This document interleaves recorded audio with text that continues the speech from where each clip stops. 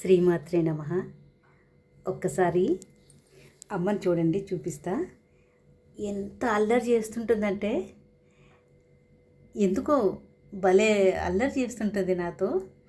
ఒక పూరెక్క తీసుకొని చూడండి, మొహం దాచేసుకుంది. ఇలాంటి అల్లరి పనులు చాలా చేస్తుంటుంది. కొన్నిసార్లు పూలు వేసినప్పుడు కరెక్ట్గా అమ్మ కిరీటం ఉందా, ఆ కిరీటం ఎంత షార్ప్గా ఉంది అక్కడ పెట్టేసుకుంటుంది. ఒక్కొక్కసారి ఏమో ఈ చేతిలో ఒక ఫ్లవర్, ఆ చేతిలో ఒక ఫ్లవర్ పెట్టేసుకుంటుంది. ఎంత ఆట పట్టిస్తుందంటే ఆమెకు ఒక సరదా నాతో ఆడుకోవటం అన్నది. నేను పూజ గదికి కర్టన్ డోర్స్ ఏం పెట్టాను అనమాట. ఎందుకంటే అమ్మని ఎప్పుడు నేను చూస్తూ ఉండాలి, అమ్మ నన్ను చూస్తూ ఉండాలి అని పూజ గదికి డోర్ ఏమి ఉండదు మాకు.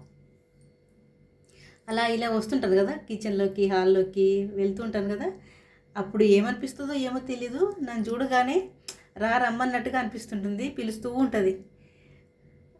ఈ ఏకంగా పూజ టైంకి పూజ గదిలోకి వస్తాం కదా, అప్పుడు వచ్చావా అని ఇలాంటి అల్లరి పనులన్నీ చేస్తుంటుంది.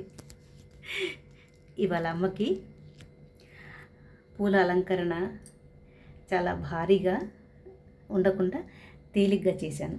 ఎందుకంటే నిన్నంతా కూడా చాలా బరువైన పూలు ధరించింది. పాపం సుకుమారి కదా, కొంచెం బరువు ఎక్కువ ఉంటుంది, సుకుమారమైన శరీరం అంతా. అందుకని ఇవాళ పూలన్నీ తీసి చాలా తేలికైన పూజ అమ్మకి చేస్తున్నాను అనమాట. ఎంత ముద్దుగా ఉంది కదా, జడేసుకొని చక్కగా జడ అలంకరించుకుంది. ఆమె ఇష్టం, ఆమె ఆ రోజుకి ఏ అలంకరణ కావాలనుకుంటుందో అవన్నీ తెప్పించుకుంటూ ఉంటుంది అన్నమాట.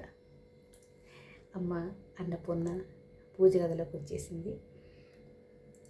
ఇలా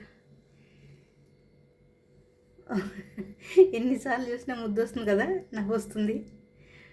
సరే నాతో కాకుండా ఎవరితో నీ అల్లరి. శ్రీమాత్రే నమః.